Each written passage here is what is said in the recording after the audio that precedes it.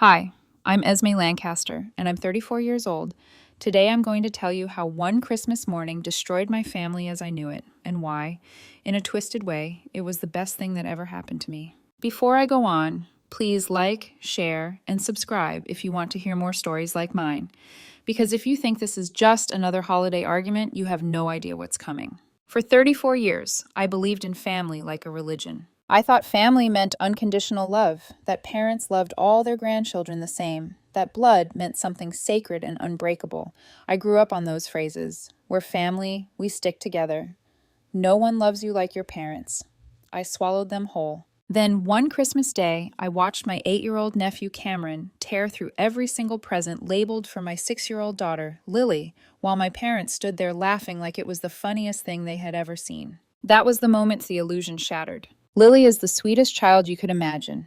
Shy, dreamy, with enormous green eyes that light up when she talks about her drawings. She'll spend hours sprawled across the living room floor, creating entire fairy kingdoms with colored pencils and building tiny cities out of cardboard boxes and tape. My husband Derek and I always joked that we weren't just raising a kid, we were raising an entire world. My nephew Cameron is different. He's loud, demanding. A kid who is used to getting whatever he wants, the second he wants it. After my sister Brooke's messy divorce 3 years ago, she moved back in with our parents, and somehow, overnight, Cameron became the sun their entire universe orbited around. The shift was so fast I almost missed it. Family dinners that used to be about everyone suddenly turned into what felt like Cameron fan club meetings. Every conversation became another story about how gifted Cameron was at sports, how popular he was, how his coach said he was definitely scholarship material. Lily would try to join in. "Grandma, I drew something new today," she'd say, tiny hands clutching a folder of drawings. Mom would barely glance up from her phone. "That's nice, honey," she'd murmur, eyes still glued to whatever Brooke had texted about Cameron's latest soccer practice. But if Cameron burped the alphabet, if he kicked a ball vaguely in the direction of the fence, they reacted like he'd just solved world hunger. One Sunday in October, we were at my parents' house for dinner. The table smelled like roast chicken and rosemary, and the game was murmuring in the background from the TV in the living room. "Mom," I said, holding up a certificate with a shiny gold seal, "Lily won second place in the school art competition." My mother didn't even look at it. "That's nice, sweetheart," she said, scrolling on her iPad. "Cameron, come show Aunt Esme that bicycle kick you did at practice. Show her the move, honey." Cameron practically launched himself out of his chair. He started demonstrating this elaborate soccer move in the middle of the dining room while my dad got up, phone in hand, to film him. "Look at that," Dad said, chuckling proudly. "We've got a real superstar here." I watched Lily's small face crumple in on itself.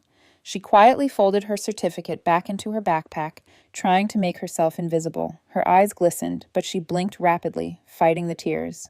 Derek noticed. That night, after we'd put Lily to bed, he poured us each a glass of wine. The house was quiet, just the hum of the fridge and the soft ticking of the kitchen clock. "They're not even pretending anymore," he said, leaning against the counter. "Your dad didn't say a single word to Lily during dinner, not one." I stared into my glass. I know, I'm going to say something to them. But I didn't. I kept waiting. Waiting for them to wake up, to realize what they were doing. Waiting for them to look at Lily and see the granddaughter they were slowly pushing away. Classic mistake, waiting for people to change when they've already shown you exactly who they are. Christmas had always been sacred in our family. My parents' house in the suburbs, the massive tree, the mountains of presents, Mom's famous cinnamon rolls for breakfast. We had traditions for everything. Who passed out the gifts, who said grace, who brought which side dish. This year, I did something different. "I want to host," I told them in November, "at our place." There was a beat of silence on the phone. "At your place?" Mom repeated, like I'd suggested we celebrate in a parking lot. "But we always do Christmas here." "I know," I said, forcing cheerfulness into my voice. "But I want Lily to feel special in her own home. She's old enough now to remember the details. It'll be fun. You can still bring the cinnamon rolls." Mom sighed dramatically. "Well, if that's what you want." It was more than what I wanted. It was what I needed. I wanted one Christmas where Lily wasn't invisible. One holiday where she was allowed to be the star for once instead of the backdrop to Cameron's greatness. So I threw myself into planning. Derek and I spent 3 weeks turning our house into a Christmas movie set. We strung warm lights across every window, hung the handmade ornaments Lily had made at school, taped her drawings of snowmen and fairies to the fridge like they were masterpieces in a gallery. We set up a hot chocolate bar with every topping you could imagine: marshmallows, crushed peppermint, caramel drizzle, even those little chocolate curls Lily adored. I planned an over-the-top breakfast: buttermilk pancakes, applewood bacon, eggs with chives, fresh fruit salad, and croissants from Lily's favorite French bakery. I wanted her to wake up and feel like the world had been built just for her. For Lily's presents, Derek and I had been quietly saving for months. We bought her a professional art set: 72 markers, watercolors, oil pastels, sketch pads. We chose chapter books from her favorite series, Cozy Winter Pajamas, and then the centerpiece, the one thing she'd been dreaming about for 8 months: a Victorian dollhouse, 3 feet tall with real working lights and tiny furniture. I wrapped each present using thick gold paper and burgundy ribbon. On every tag, I wrote in big, clear letters, "To Lily, from Mom and Dad," with little hearts around her name. 26 presents in total, arranged in a special section under the tree. For Cameron, I bought 6 nice gifts. I refused to punish him for my parents' behavior.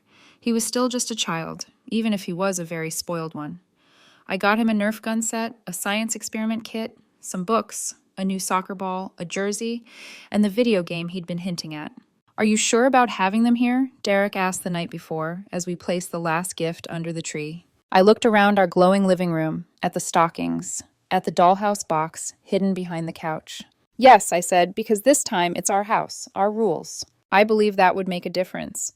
It's almost cute now, how naive I was. Christmas morning, I told everyone to arrive at 10. My parents showed up at 8:30. "We're here," Mom called, barging through the front door without ringing. No Merry Christmas, no comment on the decorations we'd spent weeks on. Just Cameron making a beeline straight for the tree. "Presents!" he yelled. "Hold on, buddy," I said, stepping between him and the pile. "First, we're going to have breakfast together as a family. Then we'll open presents, okay?" "Why?" he whined, his face already turning red. "I want to open them now." "Cameron, sweetie, we'll eat first," Brooke said, barely glancing up from her phone. "Then you can open everything." I had set the table with our good plates and Christmas placemats. Lily had helped me make napkin rings the day before, little pine cones with ribbons and glitter. She was practically vibrating with excitement. "Grandma, look!" Lily pointed to the napkin at my mom's place. "I made these. See the sparkles?" "Very nice," Mom said, not even turning her head. "Cameron, honey, I brought those dark chocolate chips you like for your pancakes, the ones from Whole Foods." Of course she had. Derek caught my eye across the table and reached under it to squeeze my hand. I could feel the tension coiling in both of us like a spring. I told myself I was overreacting. I told myself once we got to the presents, everything would feel magical again. I had no idea that by inviting my family into my home that morning, I was inviting the moment that would finally break us for good. After breakfast, the plates were barely cleared before Cameron jumped to his feet. "Can we open presents now? Can we? Can we?" He bounced on his toes, eyes locked on the tree like a predator tracking prey. "Yes," I said, forcing my voice to sound bright, festive. "Let's move to the living room." The tree lights cast a warm glow over the piles of gifts. The gold wrapping paper I'd chosen shimmered softly, and for a second, I let myself feel proud. This was going to be Lily's Christmas, her memories, her home. "Okay, everyone," I said, "let's do gifts. Lily, sweetheart, why don't you hand them out to everyone?" Her face lit up. She slid off the couch, reaching for the first present. "I'll do it," Cameron shouted, shoving past her so hard she stumbled. I stepped forward. "Actually, Cameron, I asked Lily to." "Oh, let him help," Mom cut in, waving a dismissive hand. "He's so excited. Don't be so rigid, Esme." Rigid.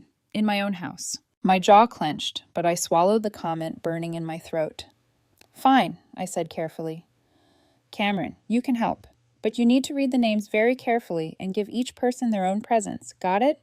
He barely nodded. He grabbed the first box. "This one says, Lily." He sounded annoyed, like it insulted him personally that her name was on the tag. "Great," I said evenly. "So give it to Lily." He practically tossed it at her. The box bounced against her legs, and she let out a tiny, "Oh," then caught it, hugging it to her chest, like she was afraid someone would take it away again. "Thank you," Lily said softly. She started to open it the way she always did, carefully peeling the tape from the corners, not wanting to ruin the pretty paper. Open it faster, Cameron demanded, grabbing for another box. I want my turn. Cameron, please be patient, I said. Everyone is going to open their gifts. He snatched a second present. Lily again. His tone held outright disgust this time. He threw it a little harder. It skidded across the hardwood floor and bumped into Lily's feet. Hey, Derek said sharply from the couch. Watch it. Lily swallowed and bent down to pick it up. It's okay, Daddy, she whispered. I watched her, my heart twisting. She was already trying to keep the peace. There are presents for you, too, I reminded Cameron, forcing my voice to stay calm. See those 6 over there with the blue tags? Those are all yours. He looked at the 6 neatly stacked presents. Then he looked at Lily's section under the tree. 26 gifts, arranged in a small mountain of gold and burgundy. His face turned a deeper shade of red. That's not fair, he shouted. She has way more than me. Cameron, listen, I said, crouching down to his level so we were eye to eye. These presents are from me and Derek because we're Lily's parents. Your mom bought you presents. Grandma and Grandpa brought gifts too. It's going to even out, okay? But I want more, he screamed. The sound was so shrill it made my eardrums ache. Tyler, honey, don't get upset, Brooke said, finally looking up from her phone. Then she glanced at me with this tight little frown. Esme, couldn't you have been more thoughtful about the distribution? He feels left out. I stared at her, stunned. Are you serious right now? He's not my child, Brooke. I bought him 6 presents because I wanted to. Lily is my daughter. Family is family, Dad said suddenly, speaking for the first time. His tone had that final, authoritative edge he loved to use. We shouldn't be counting who gets what. That's not what Christmas is about. Then maybe, Derek said quietly, but there was steel under it. You all should have brought more presents for Lily, since family is family. Silence, thick and uncomfortable. Mom cleared her throat. Let's just continue with the presents, shall we? No need to make a scene. I could feel Derek's anger simmering next to me. I could feel my own pulse pounding in my ears. But Lily was standing there, clutching her box, eyes wide. And I didn't want her to remember this as the day Mom lost it in front of everyone. So I breathed, swallowed, forced my lips into something that wasn't quite a smile. Okay, I said. Let's keep going. Cameron, remember. Read the names and give each person their own present.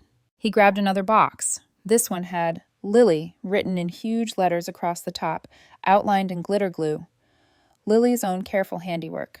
It was impossible to miss. Instead of handing it to her, Cameron started ripping the paper. My body moved before my mind caught up. Cameron, stop. That's not yours.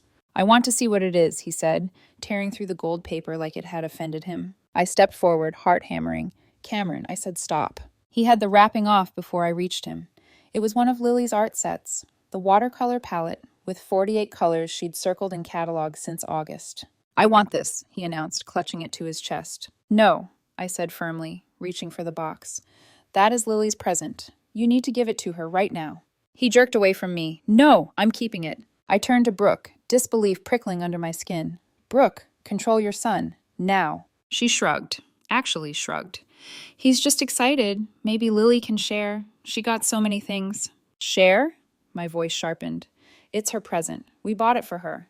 Don't be selfish, Esme, Mom said, like she was explaining something obvious to a slow child. It's Christmas. It's about giving and sharing. I stared at her. For a second, the room seemed to tilt. I'm selfish, I repeated quietly. Your grandson is literally stealing my daughter's present, and I'm selfish. You're making a mountain out of a molehill, Dad said dismissively, settling back into the couch. They're just things, Esme. Material objects.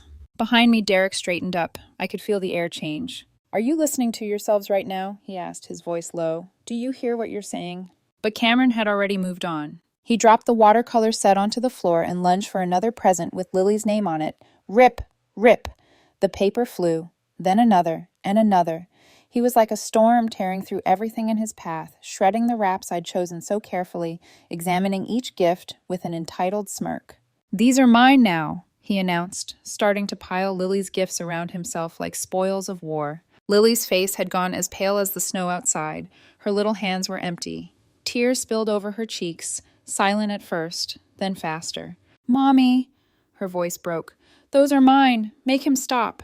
Please make him stop. Cameron, stop it, I snapped, reaching for the presents he'd already pulled into his lap.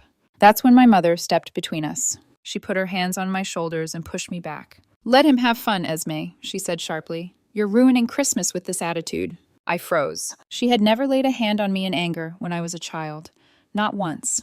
But here she was, pushing her grown daughter away so her grandson could keep tearing through another child's gifts. Time slowed. Derek stood up beside me. I could feel the heat rolling off him. Lily was shaking, wiping at her face with the back of her hand, trying not to sob too loudly because she'd been taught not to make a scene. Cameron didn't notice any of it. He was too busy tearing. He looked around, eyes landing greedily on the largest box under the tree, the one I'd hidden in the very back, the one I'd planned to save for last, the Victorian dollhouse. He lunged for it, dragging it across the floor, the tag with Lily's name bent and crumpled under his fingers. Cameron, don't touch that, I said. My voice was no longer calm. It came out sharper, more urgent. That's Lily's special present. Put it down, now. He ignored me completely. My parents didn't say a word. My sister watched, phone still in her hand. Cameron grabbed the edge of the thick wrapping paper and grinned, eyes glittering with the kind of glee that had nothing to do with joy and everything to do with power. My heart slammed against my ribs. I knew in that instant that whatever he did next, nothing in this family would ever be the same again. Cameron dug his fingers into the gold paper and began ripping it, long, violent strokes that made the entire box shudder. Lily gasped. Derek stepped forward. I felt every muscle in my body lock, like I'd been plunged into ice. Cameron, stop! I shouted. He didn't hear me, or maybe he did and didn't care. With a triumphant yell, he tore away the last sheet of wrapping, revealing the giant Victorian dollhouse beneath. The one Lily had been dreaming about for nearly a year. The one she had circled in catalogs and whispered about before bedtime. The one I'd saved for, planned around, imagined her opening with wide, sparkling eyes. Yes, Cameron screamed, a dollhouse! He slapped both hands on the roof. Then he said the sentence that broke something deep inside me. I'm going to smash it! Lily's scream was tiny, paper thin, but it sliced the air sharper than any knife. No, no, no, she sobbed, her whole little body shaking. That's mine, Mommy, that's mine. My daughter's voice cracked like fragile glass. And my mother, my own mother, threw her head back and laughed. Oh my God, Cameron, she cackled. You're so funny. My father was chuckling too, holding his phone up, recording like this was a comedy sketch. Cameron's on a roll today. This is priceless. Straight to Facebook. The sound of their laughter, loud, deep, joyous, filled the room as my daughter stood there crying her heart out. It was surreal, like watching strangers wearing my parents' faces. I stared at them, at their smiles, at the way their eyes held zero empathy for Lily. They weren't just enabling Cameron, they were entertained, delighted at her heartbreak. Something inside me snapped, clean, silent, irreversible. Stop! My voice thundered across the room, echoing off the walls so hard it startled even me. The laughter ceased abruptly. Cameron froze, still gripping the dollhouse roof. His grin faltered. My mother lowered her phone. Esme, what? You need to leave. Mom blinked. Are you kicking us out? I took a breath and felt the air burn in my lungs. Yes, I said, right now. Over what? Dad scoffed. Some silly... This isn't about toys, I said, my voice trembling with fury. This is about you standing here filming and laughing while my daughter sobbed. Esme, my mother snapped, you're being ridiculous. Cameron is just... He is destroying her presence, I shot back. And you physically pushed me aside so he could keep going. Do you understand how insane that is? Mom pressed her lips together. Don't twist things. You were escalating for no reason. No reason? Derek's voice cut in like steel. Your grandson is tearing through Lily's gifts while she begs him to stop, and you laughed. Dad stood up slowly. We're your parents. You don't talk to us like... And Lily is your granddaughter, I said, stepping forward, but you wouldn't know it, because you treat her like she doesn't exist. Brooke rose from the couch, Cameron still hugging stolen presents to his chest like trophies. Come on, Esme, she said. He's just a kid. He didn't understand what he was doing. He understood exactly what he was doing, I said, because you never disciplined him. And they, I pointed at my parents, enable every bratty thing he does. Mom's voice rose. If we leave now, Esme, we're not coming back. Good, Derek said, stepping in front of me. Doors that way. My father glared at Derek. Watch your tone. You watch your behavior, Derek replied, not backing down an inch. Everyone froze, a moment of suspended breath. Then, with sharp, jerking movements, my mother grabbed her purse. Fine, she spat. Be like this. Don't come crying to us when you need help. I will never need anything from people who treated my daughter like entertainment, I said quietly. Dad opened the front door, muttering under his breath. Ungrateful. Brooke yanked Cameron's arm. Let's go. Come on. Cameron clutched several of Lily's presents in his arms as he left. I didn't even have the strength to fight him for them. Not after everything. Not when the real damage wasn't material, it was emotional. The door slammed so hard the windows rattled, and the silence that followed was deafening. Lily collapsed into a corner of the living room, sobbing so hard she started hiccuping.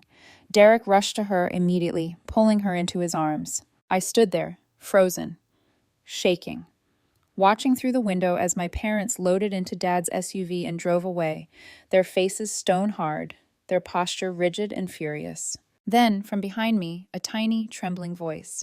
Mommy? I turned. Lily's face was blotchy and wet, her eyes red. Did I do something wrong? She whispered.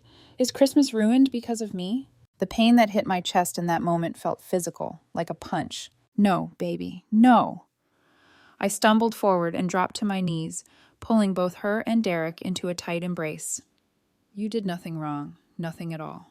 We held each other for a long time, the three of us curled under the glow of the still blinking lights. I could feel Lily's small fingers twist into my shirt like she was trying to hold herself together. Derek pressed his forehead against mine. They don't deserve her, he whispered. They don't deserve any of us, I whispered back. The rest of Christmas Day passed like a slow, aching wound. We let Lily open the few gifts Cameron hadn't destroyed or stolen. We made a big deal out of each one, clapping and cheering and wrapping her in love. I made her grilled cheese and tomato soup, her comfort meal. We watched her favorite movies. We played with her watercolors. By bedtime, she was calmer.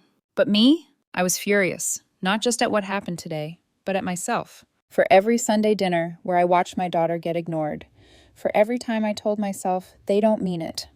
For every moment, Lily silently shrank while Cameron took center stage. For every sign I downplayed. For every red flag I excused. I tucked her in that night and kissed her forehead. She clung to my hand. Will they come back? She whispered. Not if they can't treat you right, I said gently. I won't let anyone hurt you ever again. She nodded sleepily, trusting me completely.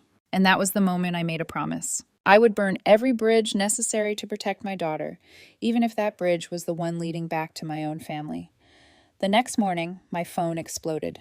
Ding, ding, ding, call after call, message after message. So many notifications, the screen practically vibrated off the nightstand. I blinked at the barrage of alerts. Mom, 18 missed calls. Dad, 12 missed calls. Brooke, 27 texts. Aunt Patricia, 11 messages. Family group chat, 98 new messages. All saying variations of the same thing. You overreacted. How could you kick out your elderly parents on Christmas? Cameron is a child. Family forgives family. You ruined Christmas for everyone. Not one single message asked how Lily was doing. Not one asked why she cried so hard she fell asleep clutching a damp pillow. Not one asked why their granddaughter locked herself in her room while her presents were being destroyed. They weren't reaching out to understand. They were reaching out to correct me, to put me back in my place. The daughter who stayed quiet. The sister who absorbed everyone else's chaos. The mother whose child never mattered as much as Cameron. I silenced my phone, set it face down, and walked away. Derek was standing in the kitchen pouring coffee. He looked up at me, took one look at my face, and opened his arms. I stepped into him, letting my forehead rest against his chest. Everything okay? He asked gently. I don't know, I whispered, but I can't pretend this didn't happen. He kissed the top of my head. Then don't. We'll handle it together. I closed my eyes. For the first time in years, I felt steady, like I wasn't facing this alone. By noon, the guilt storms turned into a full-blown hurricane. My parents switched tactics from outrage to self-victimization. Mom, I barely slept last night. I can't believe you did this to us. Dad, I raised you better than this. I never thought you'd betray your own parents. Brooke, Cameron is devastated. He thinks you hate him. My hands shook as I read that one. Brooke was the one who'd ignored her son while he destroyed Lily's gifts. Brooke was the one who shrugged when he stole presents. Brooke was the one who sat scrolling while her nephew hurt my daughter. And I was the one who supposedly traumatized Cameron? My jaw clenched. I didn't reply. Instead, I unwrapped what remained of Lily's gifts with her, letting her paint quietly beside me at the kitchen table. Derek cleaned up the torn wrapping paper Cameron had left behind. disposing of the last shreds of yesterday's disaster. Every so often, Lily glanced at the door, as if expecting another explosion. My heart broke a little each time. At 2 p.m., after the 10th call from Mom, something snapped in me in a new, sharper way. Enough. They wanted an explanation? Fine. I opened the family group chat and typed, "Good afternoon. Since misinformation is spreading, here are the facts. Cameron destroyed multiple gifts that belonged to Lily while she begged him to stop. Mom laughed. Dad filmed it. Mom physically pushed me when I tried to protect my daughter. Brooke ignored everything while texting. You all dismissed Lily's feelings repeatedly. You all enabled Cameron while my daughter sobbed. I asked you to leave because you were hurting my child and calling me the problem. Lily is 6 years old. She is a human being with feelings you trampled on. Until you can acknowledge that, I am protecting my daughter by removing her from this dynamic completely. Happy holidays, Esme!" Then I hit send. The chat exploded. Wow, way to exaggerate. You're making us look bad. You have always been the dramatic one. You twisted everything. Mom never pushed you. Cameron was excited. You're cruel. You're punishing us for loving our grandson. I stared at message after message, feeling something inside me crystallize. They weren't arguing the facts. They were arguing the narrative. They needed me to be the villain, because if I wasn't, they would have to face who they truly were. I left the chat, blocked every number that followed with more abuse. My phone went silent, and for the first time in years, silence felt like peace.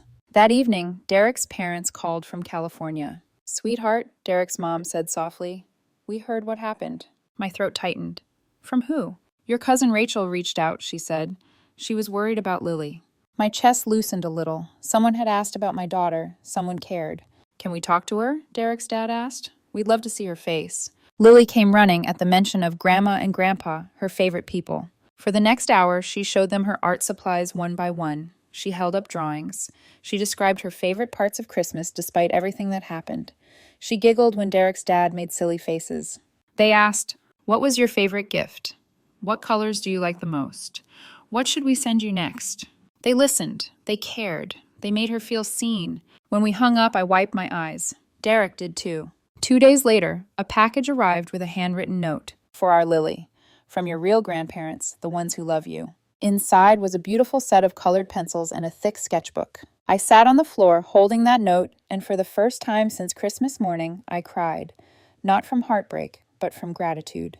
There were people in Lily's life who truly loved her, and they weren't the ones bound to her by blood. The more the days passed, the more messages spread through the family grapevine, angry relatives complaining about my overreaction.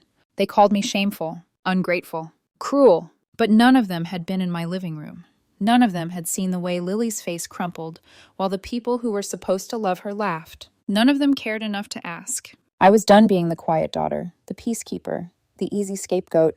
If my family needed a villain to protect their golden child, then fine. I would be the villain, but I would also be the mother who protected her daughter. And I could live with that. By mid-January, the storm in the family group chat had died down. Not because people understood, but because a new crisis had quietly begun on their side of the fence. I learned about it the way you learn everything in a small community, through whispers, through mutual acquaintances, through the cousin who pretends to stay neutral but always knows everything. It started with a short message from Rachel, the only relative who hadn't taken sides against me. "Hey, I'm not trying to be messy, but things are bad at your parents' place." I stared at the text, a mix of caution and curiosity tightening my chest. "Bad how?" I asked. Her reply came a minute later. "Cameron got expelled." Expelled. My eyebrows shot up so fast they almost hit my hairline. I asked for the full story. Rachel didn't hold back. According to her aunt, Dad's sister, Cameron had been bullying multiple kids at school. It wasn't one incident, it was a pattern. Pushing smaller kids on the playground, throwing tantrums when teachers told him no, refusing directions, stealing a classmate's art project, and ripping it up when he wasn't praised for his own work. The night he tore Lily's presents apart replayed vividly in my mind. I wasn't surprised, not even a little. What did surprise me was the punishment, expulsion.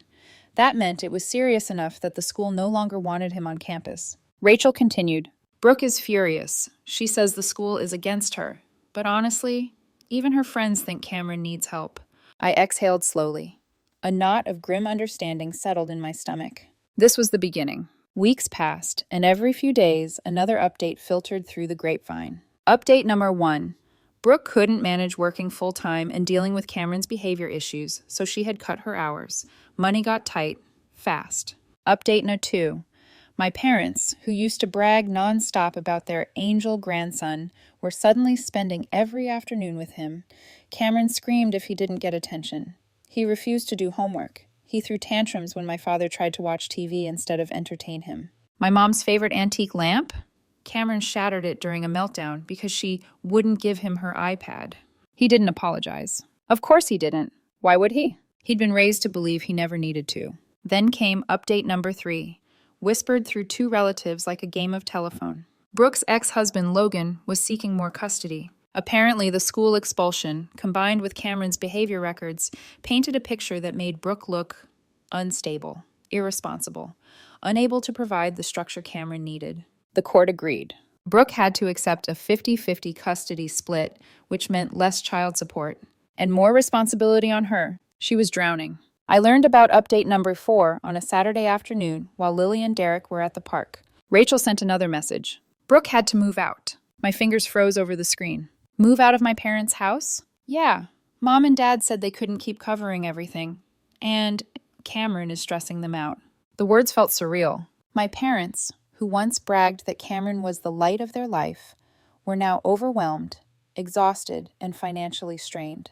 The same people who told me I was dramatic had finally admitted to others that Cameron was a handful. I let out a humorless laugh. When it hurt them, suddenly it was a problem. Brooke moved into a cramped 2-bedroom apartment in a run-down part of town.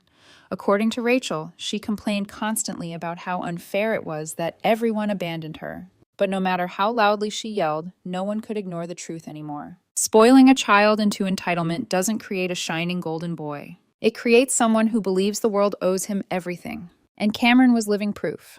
Meanwhile, life in my home was peaceful, quiet, stable, healing. Lily blossomed during those months.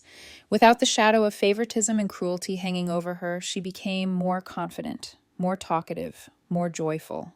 Her artwork improved dramatically. Her teachers praised her creativity. She smiled more. She laughed more. And every time Derek and I watched her come home with new drawings, new stories, new confidence, a part of me whispered, "This is why you walked away. This is why you burned the bridge." Then, one rainy Thursday afternoon in March, 4 months after Christmas, I received a message from our building receptionist. "Ms. Lancaster, there's someone here asking to see you. Your mother." My stomach clenched. I hesitated before replying. "I'll come down." The elevator ride felt endless. When the doors opened, I saw her sitting on the lobby bench, shoulders slumped, face pale and older than I remembered. She wasn't wearing her usual flawless makeup. Her hair wasn't styled. Her eyes were puffy, like she'd been crying. She stood quickly when she saw me. "Esme," she said, voice trembling. I'm sorry." Just like that, no build-up, no preamble. A single apology suspended between us like fragile glass. I stared at her. "Okay." She blinked. "Okay, that's all you have to say?" "What do you want me to say, Mom?" I asked quietly. "You want me to tell you everything's fine now? That we're healed because you said one sentence?" "I want us to move past this," she said, eyes shining. "We're family." Family. The word tasted sour in my mouth now. "You chose Cameron over Lily," I said evenly. "Not once, not twice, for 3 years. And on Christmas, you laughed while she cried." Mom looked away, ashamed. "We made mistakes," she whispered. "Mistakes?" I repeated softly. "Mom, if it was a mistake, then tell me one thing about Lily. One hobby she has. One thing she's proud of. One thing you noticed." She opened her mouth, closed it, searched her memory. I waited. But the seconds stretched long and empty. Finally, she whispered, "I know she likes art." "That doesn't count," I said. "You only noticed because Cameron destroyed her supplies." A tear slid down her cheek. "Esme, please, we want our family back." "No," I said gently, firmly. "You want your scapegoat back. You want me to absorb everyone's problems again. You want Cameron to have someone else to overshadow. You want to pretend nothing happened." "That's not true," she whispered. "Then why are you here?" I asked. "Is it because of Brooke? Because you're overwhelmed? Because Cameron is difficult? Because you need help?" Mom froze. There it was. She didn't come because she regretted what she did. She came because life without me, the buffer, the fixer, the invisible daughter, was harder than she expected. I picked up my bag. You should go, Mom, I said softly. I have work to do. Her voice cracked. You're really doing this? I'm protecting my daughter, I replied. Something you should understand. She sniffed, wiped her eyes, then left the building with slow steps. I didn't watch her go. I didn't need to. For the first time in my life, I felt no guilt, only clarity.